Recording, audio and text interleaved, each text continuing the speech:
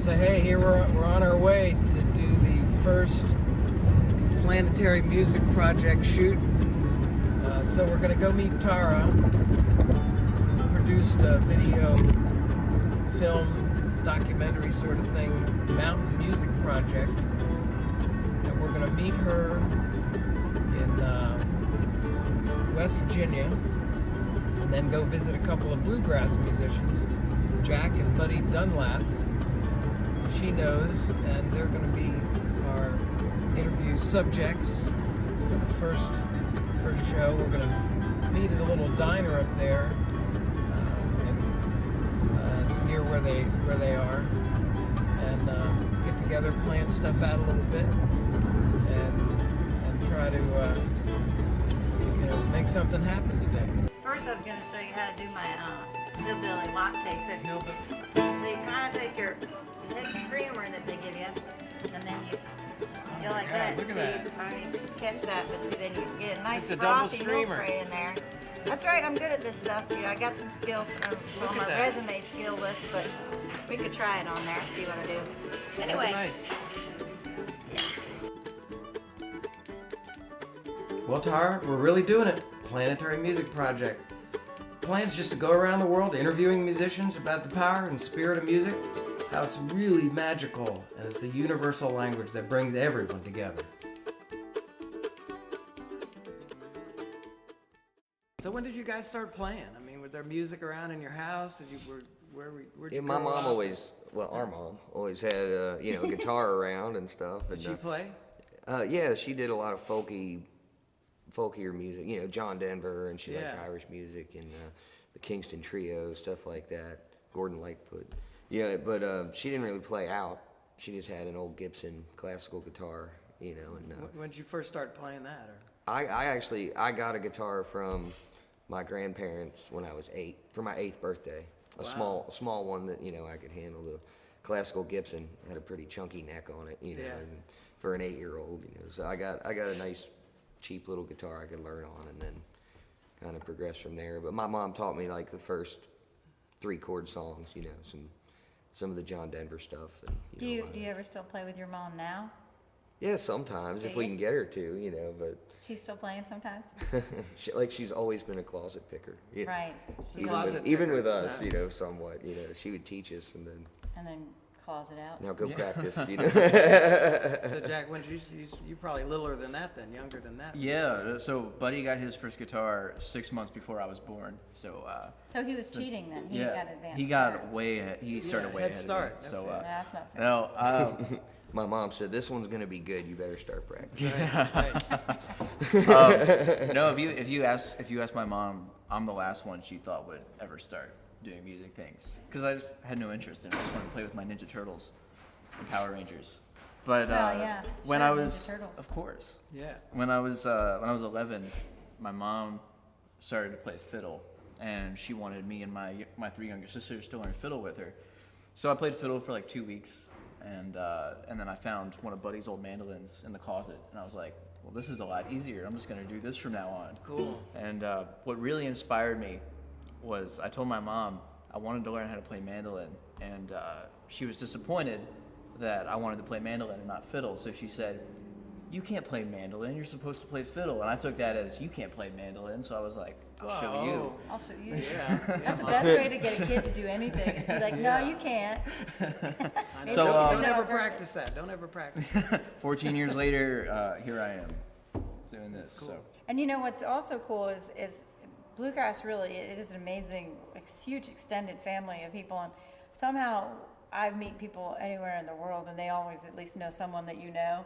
And there's let's say he's playing a guitar that our friend Marty, who I've known since high school, built. And then he's playing a mandolin our friend Scott Carey built. Mm-hmm. And I'm Carey. I've got a flat iron, so I don't actually know the builder. That you've had since high school. That I have had. This is my one I've had forever. But yeah, it's pretty cool that everyone knows everyone's everything, somewhat in a good way or a bad way. Yeah, sometimes you don't recognize the person, but you recognize the instrument. Like you Yeah. see the instrument first, and then go, I "Oh, it's remember you!" you. Yeah. That's funny. So you guys been playing in bands and solo around for quite some time, really?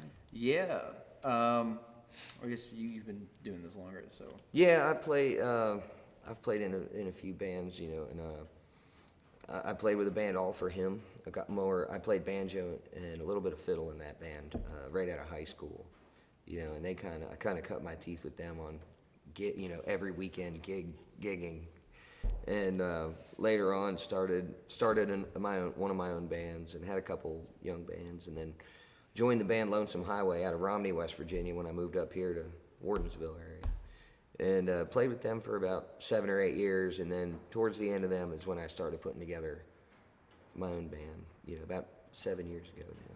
2012, I guess. And you've been writing songs for a long time too. Yeah. You've got some good songs. I like your songs. I started writing when I was about 20, I guess, you know, and once I started meeting some pickers, you know, And my age, how you old, know. How old are you now?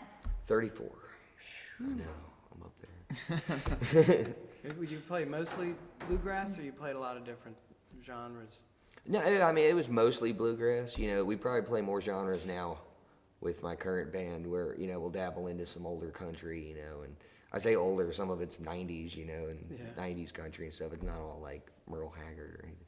But we do, you know, we'll do some Tom Petty and stuff. We've done some Stevie Wonder now. But, you know, it's all acoustic for the most part, you know. Somehow I feel like everything I play is bluegrass, even if it's from another genre. Even when you're playing music from Nepal. Yeah, exactly. Like last night, I'm playing Himalayan music, but somehow if we're playing it, like, cause the way I learned to play music, a lot of it is going to fiddlers conventions and these jams, and so you kind of learn. It's one of the reasons I have a hard time playing sitting down. I was always standing in a field. When I learned a song, it was like always standing in a field. And standing in a jam, there was never chairs, you know. And but because we learned like that, it's like no matter what someone would start playing, I'd try to play it. Mostly it would be bluegrass, but I got into jazz and different kinds of tunes, just whatever someone was playing at the campsite or something. And it always ends up feeling like bluegrass to me. Mm-hmm.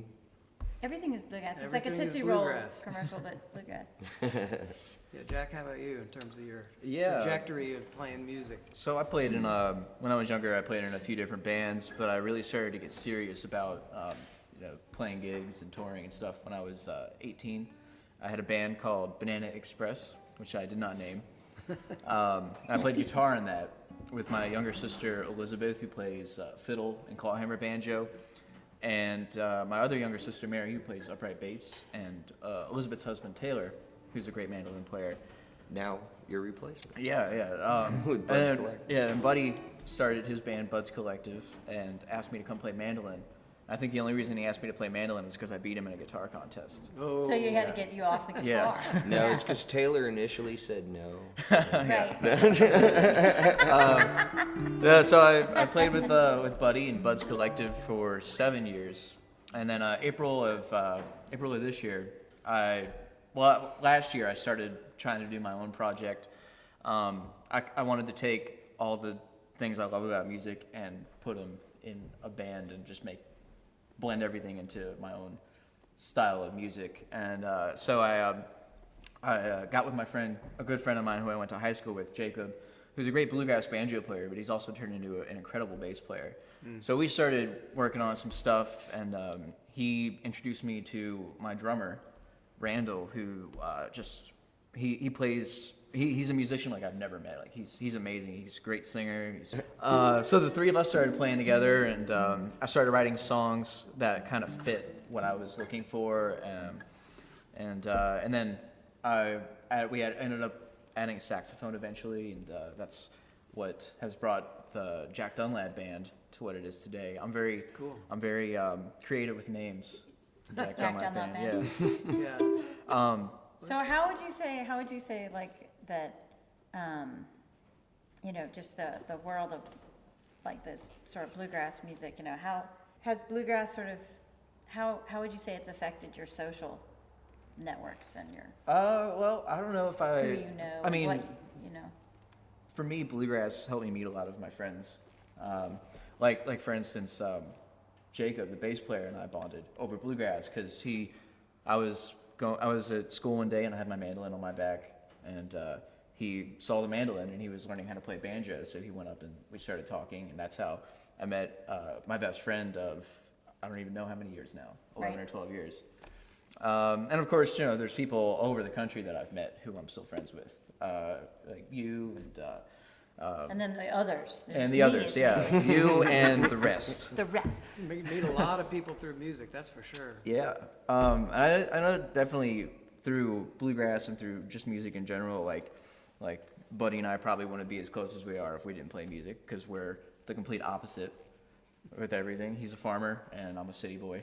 So if you look at all of our pictures, he's dressed in like dirty blue jeans and a button-down shirt, and I've got like a suit and tie on. Do you So- find, like, in the orbits where we have this music thing in common, you know, like at a fiddler's convention or something like that, I mean, one of the things that I find sort of magical anyway is that there's all these people of completely different backgrounds and political leanings and philosophies, you know, far on either side or multiple sides of anything, but somehow it doesn't matter while we're in the festival gates. We're all just like, Yeah, Right. it doesn't matter. All that It matters doesn't is that matter. we're playing Yeah. music right, together. and you can have these, you know, magical moments where it's just complete, like, you know, kinship and fellowship with people that probably would never be in the same room with each other, you know? Some of the best people I've met aren't even the musicians. They're the fans of the music too. Right. They like come here to our barn shows, you know, the bluegrass and the barn Right. concerts. They'll come and they've been coming since some of them been here. Were here at the first show we did back in December 2012, you know, and they're still coming.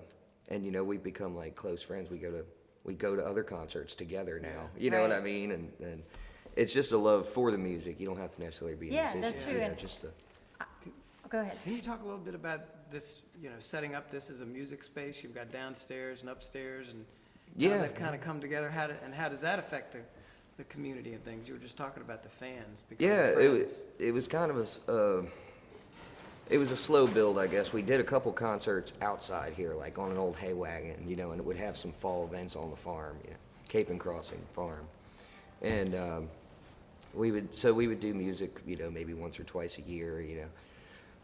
So back in December of 2012, we kind of joked around. We're like, hey, the world's going to end, you know, December 21st, 2012. Let's have a big party.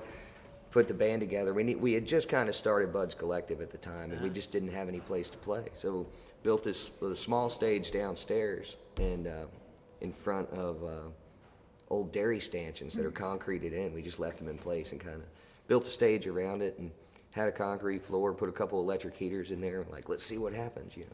And our first concert, we had like 70 people show up, you know, so we're like, well, this is cool, let's do it next month, you know. So we did it January, February, March. By Mother's Day weekend, we were like, this thing's getting big, let's move upstairs, so we built the stage we're sitting on. And this stage only lasted until September, It was August. another year, wasn't it? No, it was that first year. We had 400 people show up for an 400 August show. people. And we're playing on this stage, and there's like 200 people in the barn and like 200 people outside that couldn't see us or anything, but they were just here hanging out. Like, Wow. And for anyone listening to this later, we're in Greater Wardensville, West Virginia, right? Yeah, We're right in the outside middle of nowhere, Wardensville, West basically. Outside the Virginia, Beltway of Wardensville. We are way in the, you don't see many houses out here, so these are people coming from all over. yeah, a lot of Yes. people, you know, we have a lot of people that have come from, that come from Annapolis, Maryland, and DC, like every month, you know, and some people have cabins up here in the mountains that they'll come to, but others will plan their weekend stays at their cabins based on our barn schedule now, you know, or at Cape and Springs Resort right up the road. We'll get people that are say, you know, we'll email and say, when are your concerts? Because we want to come stay at Cape and want to make sure that we can come. You know? So that's always, you know, it's always good to get that kind of. So you've email. kind of created, what I think is really beautiful there is that, again, you've created this sense of community. You've created an actual community where really there was a need for one, and now, you know, I think it's a beautiful thing, because when you start something like this, like a regular venue or something like that, it can pull people together and people make friends, and it changes lives, really, you know, because you've given the people a place where they can make friends with, again, like you said, with the music thing, it doesn't matter if you lean left or right or Right. which religion or denomination. This is like, we all love music. Exactly. Yeah, you're my Everyone friend. comes here to dance, and you know Yeah. we've never had one problem here with, you know, and we allow That's alcohol. a lot of people. We allow people to bring their own alcohol. We don't sell it, you know, but if people come in with a cooler and some beer, you know, as long as they're, you know, being good, we don't care. But in 7 years, we've never had an issue that like anybody had to go take care of, you know. It's kind of like the community here appreciate this place so much that they keep an eye on it too. Right. Like if they see someone's being a problem, they might, you know, Yeah, say just something. be like, to- calm down, buddy. yeah. So I have watch guards here. Our fans are watch guards too, because they want to come back next month, you know, and they don't want to see an issue, you know. So. So we've set up this little conversation to have for Planetary Music Project, exploring the power of music. And I mean, you're talking about people coming from miles around, hang out with Hours you and hours listen. away. Yeah. Yeah, hours and hours, and the two of you maybe being closer because you play music together, and all the people that you've met through the jams and the festivals and everything. And I mean, what is that about? This power of music. I mean, how do you explain it? How do we tap into it even more so? You know, what do you think about that? It's a hard thing to explain, I guess, because it's more of a feeling. You know, when you're hearing a song or you're feeling the rhythm or whatever, you know. And also, people- when you play music together, that's a shared feeling too. It's like you bond Mhm. in a very definite way. Like, it is hard to explain to the people that haven't done it, but Yeah. I think there's a lot of people I see sort of wanting to do the like different sound baths or something where they can take part of something and participate in something. And for those of us in these worlds of bluegrass jamming, I mean, you have a really hot jam. I've played with people. I'm sure have done this. You play with someone for half an hour, and it's such a great jam, and you're like, oh man, should we introduce ourselves? Yeah. Oh yeah. Oh Yeah. my God! Oh yeah, names. Mm-hmm. You know. And It's a blustery windy out day. here today. Windy yeah. day. Windy day at the Yeah, barn. it's cool. That's authentic wind noise, not fabricated for the studio. Yeah. Jack, what do you think about that? Yeah, and I've to add on to, you know, not just bluegrass jams. I've tried to explore other genres and play with other types of musicians, and kind of started my own thing that actually Buddy's a part of. The next show Buddy's going to be a part of. We've got a jazz guitar player, so somebody that Buddy might not play with. Right. So one thing that I enjoy is taking these amazing musicians And then using them to show up as brother in Yeah. front of people. No, That's I the love, power of music. You Right. show up your brother. I love to take these amazing musicians like Buddy and like the other guitarists that I've got, and putting them together, putting two people together that wouldn't normally get together on their own, and just being like, all right, guys, you're gonna play jazz and you're gonna play bluegrass Together and at the I'm same gonna time. take you out of your comfort zone, and we're gonna put on a show, and it's a lot of fun, and I think I think it's been good to introduce other people like bluegrass musicians to non-bluegrass musicians, or Yeah. vice versa. Oh, I love to do that too. Yeah. So yeah, I just like taking things out of their comfort zone, and that's what Because gets you're me. building friendships and Yeah. expanding our mental and emotional horizons, really. Right. When you, Yeah, another thing that I think people don't often think about is, you know, you got the musicians and they're playing, but if you are just sitting in a barn by yourself, it's different than playing with 300 people out here. Yeah. And it's kind of like everybody has a role and has a part in creating that music and that vibe. Yeah, know? oh, for sure. You know, if the crowd's not into it, the energy's not there for the musicians to build on. You know what I mean? If it's you can always a have better show when you know the crowd's having fun too. Yeah. You know, and it feeds you back. So, you know, when you see people really liking it, you play better. And I tell people this when I play gigs in New York, because New York audiences, I mean, they seem so loud on the street with their horns honking or whatever, but they're actually very quiet audience people. They don't ever make a noise. And I say, you know, in bluegrass in Virginia, a lot of times people, if you take a really good solo, they'll be like, woo, or yeah. oh right, Into yeah. it. And then you feel like, oh, they like that. Oh, I'll do more of those. If you like that kind of thing. And it kind of eggs you on. And often eggs your solos from that point on in a different direction. Oh, they like the ones with more notes. Oh, they like the weird solos here. Oh, it's like cooking for someone. If you're cooking something and they seem to like the spicy salsa, you're like, oh, I can have another spicy thing I can pull out. And then it's fun to please people, the audience is. And that's one thing in Bud's Collective. We've maybe written 3 set lists over a 7-year period, like only for super important shows, write out the songs we want to make sure we do. But generally, when we're playing a show, we'll have like 3 songs picked out we'll kick off with, and then we'll read the audience and then go from there.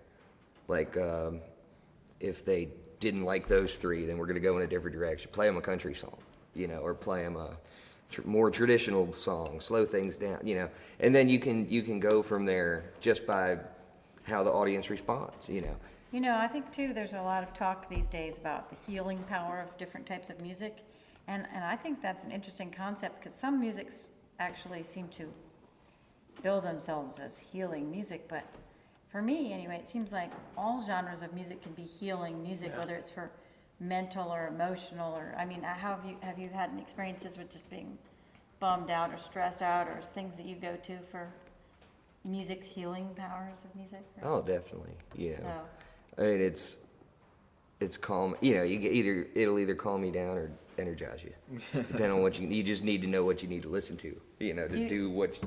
Yeah, and you may need that energy. Some people. I was talking to a guy the other day, plays bass, a lot of just rock type bass, but he said you go some hard metal type stuff, and man, that's what you need, and that's still creating peace for you. That's still healing. It's still putting you in the moment, maybe. It's like medicine, like there's a million people out there, and all of us may need medicine sometimes, but it may be different medicine for different issues, right? Yeah. And music being medicine, not everybody needs that allergy medicine. Some people may need stomach medicine, but sometimes also different points in your life, maybe heavy metal is going to be a healing music and help you relax, even though it seems, No, yeah, sure. But other times, as you age, your desire for, like I used to listen to Count Basie to get myself, when I was feeling like I couldn't go out and be fun and social, and I wanted to get myself revved up, just certain things you go to. And I don't know if you guys have found this, but if you're like really full of angst and you're just like, sometimes if you play really fast bluegrass, it helps release the tension. Mm-hmm. You ever find that? Like, it's funny I just got to go play really fast. My mom, bring her up again, always said that our fast songs made her nervous. They make me anxious. Right. So it could be like that way medicine too. You could overdose some people. Too fast? Too much coffee? It's like having too much coffee? Is there such a thing? But too much coffee or too fast? Either. I have to have music when I'm working. That's one thing. Like on it the doesn't farm? matter what I'm doing. Yeah, I could be picking up trash or weed eating or I'm demolishing drywall in my house, which I was doing all spring. But when I'm doing stuff like that, I'll have AC/DC blasted. It might be 1 a.m, and just we're up there working in the house and blasting that stuff. But it's almost like there's different genres for different jobs. Moments and moods. Yeah. Well, we're trying to tap in a little bit to what is this power of music? So, any songs you can think of that might have you could play one for us? Have a real meaning, have some meaning for you, maybe play to this situation or that situation, and maybe talk about what that is. Could be happy, at a wedding. It could be funeral or a birth or a death or a. Well, I like songs that kind of change from moment to moment, which for me that's more instrumental stuff. But I like to think about music as sort of like sculpting or painting. Like I tend to be more drawn to abstract art, so I kind of think of instrumental music more of that way. Right, I get that. Yeah. So wait, what did you just say? I think we should elaborate on that. You like music where you don't know how it's gonna end up. Where it goes different places. To the uninitiated, so I like Would you so explain that? So I tend to be drawn more towards instrumental music because, a fast song could mean a lot of different things at different points in time, or a slow song can mean a lot of different things at different points in time. Well, I was thinking like when we're playing an instrumental tune, like festival style, sometimes that song can morph. It can like go from being in a major key to being in a minor key. Someone could go, oh, boom, and double time it. It goes faster, or it goes into another song. It fusions, and we all just ride this adventure ride. Yeah, I like that too. It's like this festival idea that we're actually painting a picture together. Mm-hmm. So it's instead of like a cover tune that you're doing like Bruce Springsteen or somebody, whoever, doing it just the way that band did it in a recording, we start a song wondering where it's going to go and what's going to happen and who's going to do what to it. Yeah. And then listening for it. At some point in that song, something happened that influenced the next song. Right. You know what I mean? Like you might hear a lick that somebody might go, "Oh, let's play Salt Creek next." Or or lick to lick. So like I might go, and then the next person then takes that same song and sticks a little of that, or oh we're doing quotes, and then he's like, I find that that's actually really fun too, because in the type of music that we've often played, there's a conversation going. Yeah. And so as opposed to a memorized piece like in a classical format or even a lot of the folk formats where people play it the way they learned it off of some sheet music or something, we actually, someone will say something and we'll laugh. We'll be like, oh, right, I love that lick. That reminds me of this other lick. It's like having a conversation at a dinner table where he starts talking about swimming pools and then I start talking about this thing that happened at the creek, and then we kind of go from segue to segue. Yeah. And that's, I think, one of the reasons it's such a bonding form, where we make friends, is because we've really bounced off each other intellectually. It's also, I mean, it's a little bit like life. You don't know where you're going or who you're going with. Tell me about it. But you take the step and, there you go. Next thing you know, you're doing this over here, but you're not afraid to go.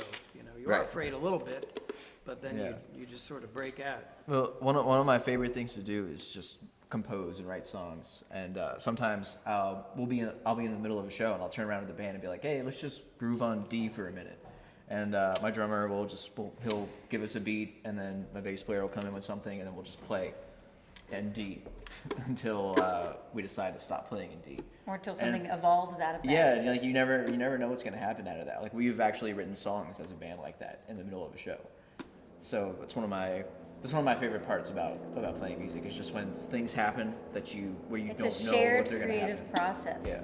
Shared creative process or organized chaos. Exactly. Or both.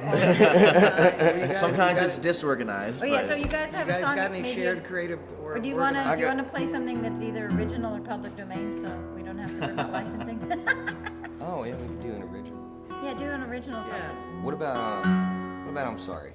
Let's do that. Sure. This was one of the first tunes that I wrote back in 2005, and I never really thought about it. In the middle, there's an instrumental prelude. I didn't really think about it when I wrote it, but I guess after playing it for 15 years, I kind of look at it as like a conversation, and that's what we were talking about there. And it's a back and forth between the guitar and the mandolin. And I feel like it's almost like the man and the woman in the song, kind of takes their role to argue, I guess, is maybe what it's kind of like with the back and forth. But we'll play it. Let's try it. Sure. Well, we don't have to. We'll do a kind of a bridge section. See what happens. 15-minute long version.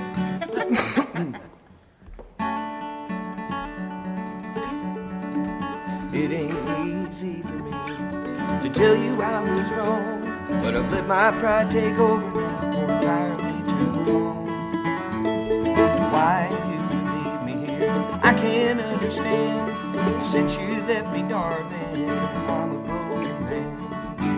And I'm sorry for the pain that I caused you, and I'm sorry for any tears that you did cry. And I hope that you can find it in your heart to say we'll never part, and forgive me, little darling, one more time.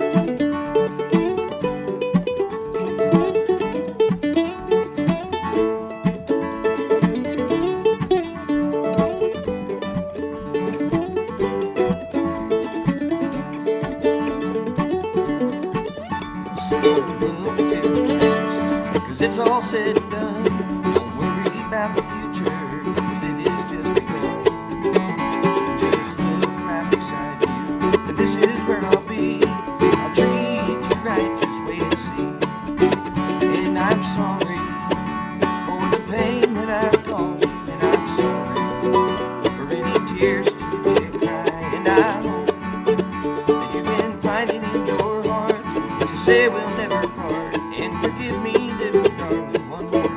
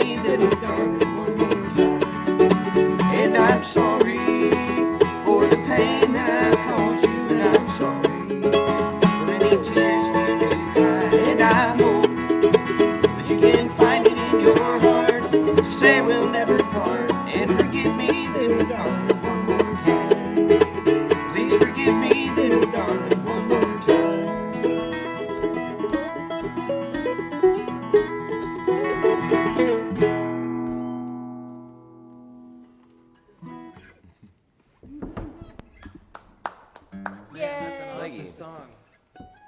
That was awesome. So, About anything, forgiveness. can you tell us Right. what motivated you to write it, or is that confidential information or things you just Did No, you need I'll- forgiven, man? Did I'll you- tell you, it's kind of funny. I think I robbed the concept of it out of a Hallmark card at some point. The source of all knowledge. Hallmark cards. I looked at it and I was like, I'm sorry, that's a good idea. Well, yeah, Never said that marketability before. too. Yeah. You know that everybody needs to have a song for I'm sorry. And Exactly, yeah. there's the thank you songs. And Yeah, and the there's I'm nothing, sorries. it doesn't say in the song what he's sorry for. Oh, It's a yeah, very so you could use generic, it- apologetic song. You could use it for anything, you know. Didn't take the garbage out, just pop it on. So any other questions about it? Well, do you got a song you want to do? No? Oh yeah, let's do one with you. Do you want to do spoons or do you want to do guitar or something? You want to spoon got one? one- Spoon I one got with one other us? song I wouldn't mind doing on guitar. Oh, okay. Okay, you want to get Do it guitar? Sure. Okay, all right. You know the song, Which Side Are You On? Yeah, I think so. By- I'm thinking about Well, the same version that I've heard is Hazel Dickens Uh-huh. did it, West Virginia, right? When the miners are coming in. Oh, okay, yeah. And I don't know exactly who wrote it, but which side are you on, boys? Which side? You know, the Union versus the. Mm-hmm. And I was thinking about that a lot. Just I like that song. I was thinking So about do it a you lot. do this song? Yeah. Okay. But should we try it? I was going to tell you more Oh, about it. right. That's okay. But so I was talking with this guy, Stephen J, about that. Which side are you on? Kind of sounds like, you know, you're on the other team and I'm on the other team. But he was saying, well, you know, it can really be on the side of, you know, sort of love and goodness versus oh my God, over there. So I switched it up a little bit, and it's just, I probably don't have to tell you, but it's A minor and D minor and then G. Oh, we'll follow. And then it's A minor, C, Just go. all right, and then breaks. I don't know how you guys do bluegrass breaks. You just just sing look in at your us. head. Right, do you And do the you look chorus at part, us. or I look at you and you play, and then we figure it out and go around? Yeah, and we don't have to take breaks on it either. No, if it's I'd be the way glad, you're- love it if you would, if somebody Alright. wants to, you can say yes or no.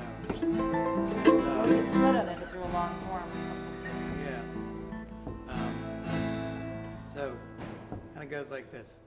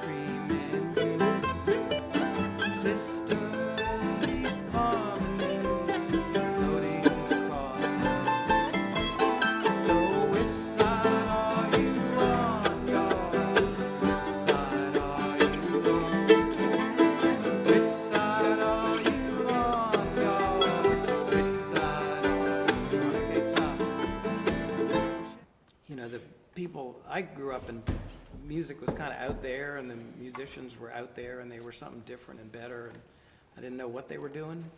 But it's really for everybody. I mean, everybody is really Well, I a think that's the musician. difference about the kids that grow up going to bluegrass festivals, is that music's not over there. It's not It's on the just part of- stage. It's right here. It's all around you. You're running in the middle of the jam, you know? And then they may say, hey, y'all, stop cutting through the jam after a while.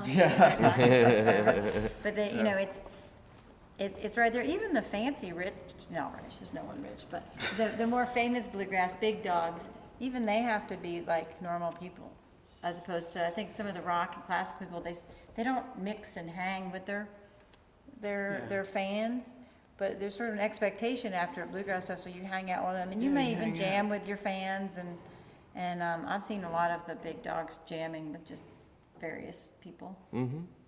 Because they are having fun too. Because they have fun They with enjoy- it, yeah, and they they're- like that bonding and adventure. Yeah, they're part of the lucky few that, you know, can make Yeah. a living. Yeah, people that grew up watching rock and classical and country people on a stage far away rarely get to be like, oh man, I played with him and he really liked my solo on this song. Yeah, it's that rarefied air. I mean, that's another thing too. It's like the kids growing up, but here I am. I played a little harmonica when I was 40 something and just started 5 years ago playing guitar. there's a lot of people who say, oh, I wanted to play piano my whole life. And you're like, was it too late to start? That's right. You're not That's dead right. yet, And it's not just right? kids that get welcomed in, because you know, I have a lot of adult students in New York, and I got them going to some festivals the last couple of years, and it blew their minds. They're like, man, I had all these jams. I made all these friends. I haven't jammed with someone that had a name that was in a real band.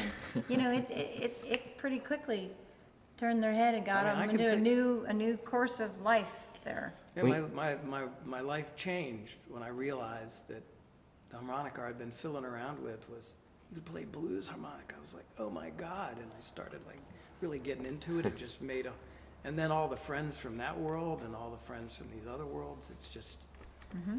Yeah, and I guess, you know, they say a child's mind learns easier, but if the kid doesn't want to do it, It won't learn at all. they're not going to learn, you know. And it's the same thing with an adult, though, I guess, you know. An adult that really wants to learn might have a better chance than, well, it definitely has a do. better chance than a kid that doesn't want to learn, or it just isn't into music Some at all. of my fastest progressing students are the ones that are around a retirement age. Because they've always wanted to. They've always wanted to focus on this thing. And I sent you somebody that hopefully is going to get charged up again. She was like, what's this? That sometimes they have a different feel, some of the young people. And I was like, oh, mashing it. Oh yeah. Squishing She wants it? to mash. She wants to smash it? Yeah, but there's a lot of people at all ages that can get into music, and especially if you pick a friendly music. Like, I like playing a lot of styles of music. I like Asian music and jazz and Irish. I played Irish first, really, but then I started improvising and started kicking me out of those. Oh, yeah. But if you, the sense of community and fellowship and friendship is unmatchable as far as I can tell. Bluegrass is just, there's nothing else like it for being able to go to something every single weekend if you want to, and have people welcome you warmly and encourage you to come jam. Like, that's pretty amazing. And globally, I mean, I've been to a lot of different countries, but to have some place where, and even if you don't play, like you said, like I remember somebody, Bob Perella, said something about the bluegrass scene where the fans, it's like if you go to enough bluegrass events, you become part of the family. Even if you're the weird cousin so-and-so. Oh, that's her. She's a little weird. Yeah, it's all right. Oh, She yeah, always yeah. comes in. We accept all sorts of oddities, but they're all part of the family after a while, so.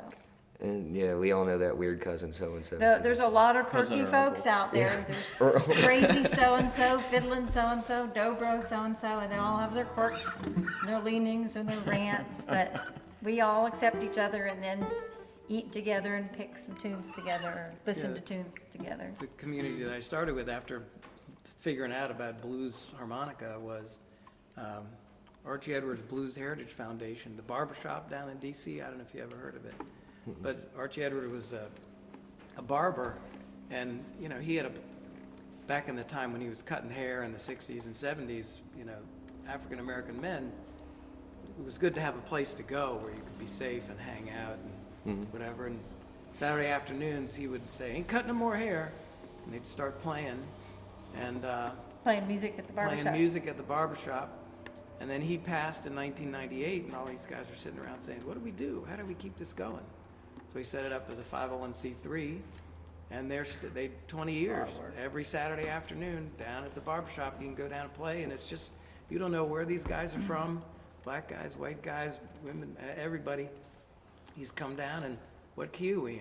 Yeah, You know? we had the same thing in Old Town Winchester there for years, you know, with Dalton Brill. Did you ever know Dalton Brill? He was a banjo player around here, you know, and I know he played with some people back in the day. He was friends with Don Reno and those guys.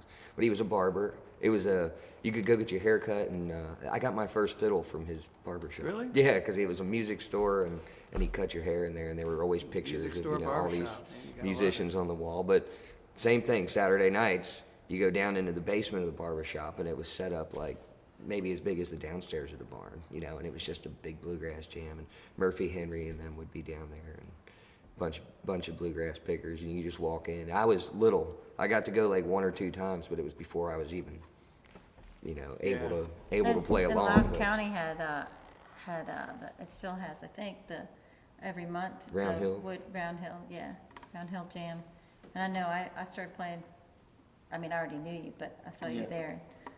Remember, you came over and I was like, here, you can come play with us. And you came on over with your mandolin around your neck. That was in the phase where he was almost choking himself. It was very cute. His mandolin cinched all up.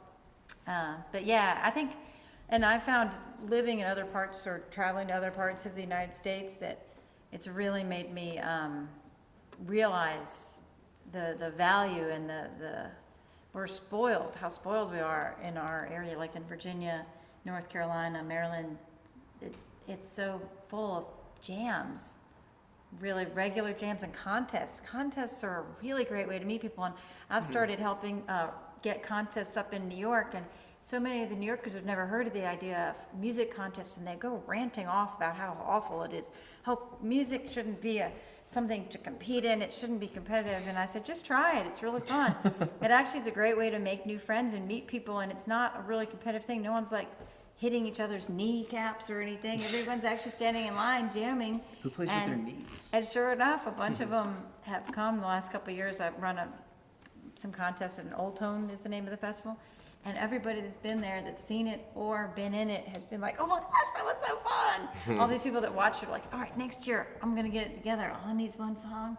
Oh, I'm going to do this. And yeah, it's a great motivator, you know, because you can sit there and play music in your living room or whatever, or even on a stage for years and years and kind of lose inspiration, you know? Oh, yeah. But sometimes you get on that contest stage, and whether you care if you win or not, it doesn't matter. It still gives you this adrenaline rush when you're up there thinking about being judged. And it also helps, I think musically, it helps people focus. Right? You practice up a tune. Yeah, and you'll play the same break over and over and over and over to get it ready, you know. Try to get it better, you know. I still remember some licks from 10 years ago when I was still doing contests and stuff all the time, you know. I haven't done one in a long time. But because you did that on those tunes, you got this dexterity and you got this comfortableness with these licks and these tunes that then when you have to do them in a show, it's like a piece of cake. Oh, this was a contest tune of mine. Now I'm good. Right, yeah. Trust me, this is my old contest This is way song. less pressure than that time I had to get in front of, 1,000 people at Galax and play. And that's another thing about the contest, that they're friendly, but they also are just so good for your musicianship. Robbie Wells said that he auditioned and made it actually through the auditions for the Steven Spielberg film on Lincoln, and he's the one playing the fiddle in the background. And when he got in there and he was like looking, and Steven Spielberg sitting right in front of me, and he realized there's very few people in life that are actually like up on a pedestal that you actually don't ever meet. Like even the politicians, nobody really has that thing anymore. Right, the rock stars, it's not that thing anymore. But he was like, oh, that's Steven Spielberg. He's sitting right in front of me. Because I don't even, most people can't, what does he look like? It's like, whoa, that's him? And then he had to play. And all of a sudden you realize there's all these lights on him. And there's a really expensive set. And he's like, oh, I'm going to freak out. And he's like, no, I'm in a contest. I'm in a contest. I'm just going to play a contest song. And he went into that space in his head, his contest place. And he just closed his eyes and he just played it perfect.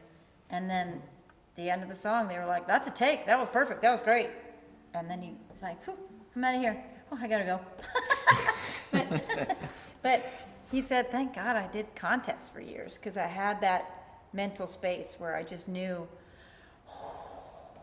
it's like a martial art kind of thing, or a meditative thing, to just find that zone where you really have to calm your monkey mind, as the Buddhists would say. Because my mind in a contest can go pretty monkey mind. Like the internal dialogue, you ever get that in a contest? Like, I haven't messed up. Oh, I still haven't messed up. Yeah. That was not what I planned to do. Usually when I start telling myself that is when I mess up. Right. You're like, oh, now I'm up here. I wasn't going to go up here. I guess I'll do this other lick. Oh, I better go back to the plan. Oh, no, it's too late. Go back to the plan. I've told students, like, when you go up to do the contest, I was like, put on a ball cap. Pull that sucker way down and just get up there and just look down at your neck and play it. No one's here. No one's here. Just get up there and play. You'll do one more? Oh, one more? Okay. You want to do spoons on Spoons? What about June Apple? Okay. That's one of them too. Whenever I think of it, I think of you. I don't know. Yeah, I must have learned it from you Oh. back in the day. Like, I think I learned it off of Danny. It's one of those things like the flu, it just goes around. Yeah. And that's one of Mary Simpson's contest tunes. So when I played gigs with her for a long time, we did a band thing up in New York, and if I wanted something to go really fast, I'd be like, Mary, why don't you go ahead and take off June Apple, go as fast as you want. And she'd be like, really?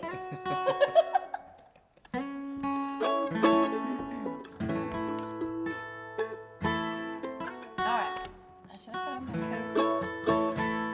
All right, I'll do one more song, then I'll put on my coat. All right, you want to start it? You Or- start it. Yeah.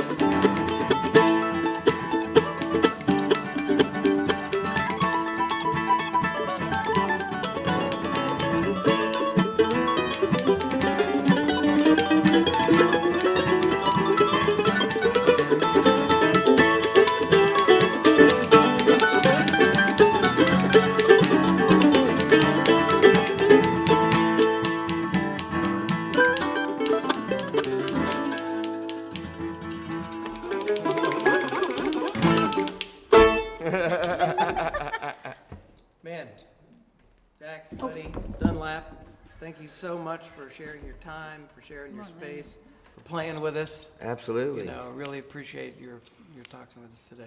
Yeah, thank you, and thanks for coming out to the farm and checking out our space. And hope to Yeah, have you well, back. we'll try to make it to one of the shows out here too, Bluegrass in the Barn, right? Yep, You guys have a website or something? Yeah, capeandcrossingfarm.com, capeandcrossing.com, or bluegrass, budscollectiveband.com. Right. You can get it on there. We don't have a Right. Bluegrass in the Barn website, but you Right. can get it But through we either could come one out of and see those. some of the shows, and we could buy some foods and whatnot. Yep, grass-fed beef, Mm-hmm. Sandy's grass-fed beef. So. Happy cows, happy cows. That's Happy right. you. It's cool. Yeah, we really appreciate it. I think, you know, we're making a difference. You guys playing Yeah, and music what we're makes doing the is world make better. a difference. Music make the world better. It does, Thank it you does. so much.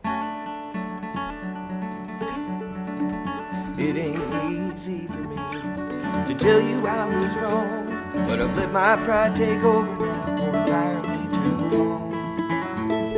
Why you leave me here, I can't understand. Since you left me, darling, I'm a broken man. And I'm sorry for the pain that I caused you, and I'm sorry for any tears that you did cry. And I hope that you can find it in your heart to say we'll never part, and forgive me, little darling, one more time.